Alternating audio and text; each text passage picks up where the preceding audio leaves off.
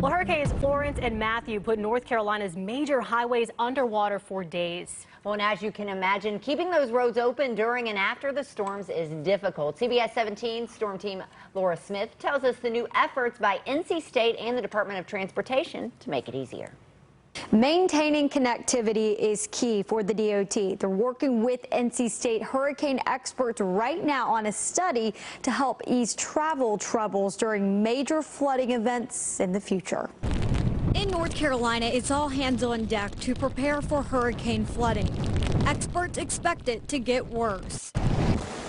Going forward with a warming climate, we're going to see increasingly intense precipitation. How much warming and rainfall will we see? That's what Gary Lackman and a team at NC State are working to figure out for the Department of Transportation. They need to understand and anticipate these extreme weather events and how they'll affect the transportation infrastructure going forward. They are recreating Hurricanes Floyd, Matthew, and Florence for this project. We have a method in place for how we're going to estimate how these storms would look 50 or 100 years from now. To do this, Katie Hollander is using a computer simulation. We're taking that initial hurricane simulation, adding some warmth and making the environment representative of the future. She produced this early model of Hurricane Matthew in a warmer climate.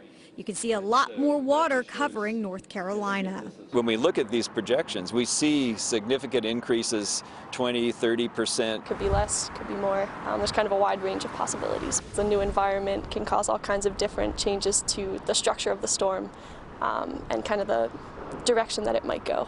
They'll use all elements to find out what impacts we need to prepare for. If you're building a highway, you want to plan for the worst case scenario. You don't want to have to redo the highway.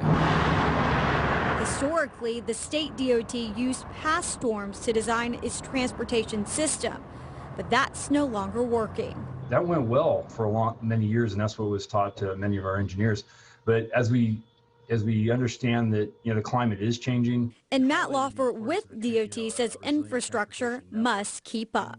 What we're doing today is basically looking how to better design our system to address these events. And that's, why we are having that research with NC State to better understand, what the potential conditions are in the future. Laura Smith, CBS 17. Melissa, I was here for Hurricane Matthew. It really took a long time for that water to recede off the roads, off of people's homes. It was bad. Well, that's the thing is, again, once the storm is done, there's still so much cleanup that has to occur. Yeah.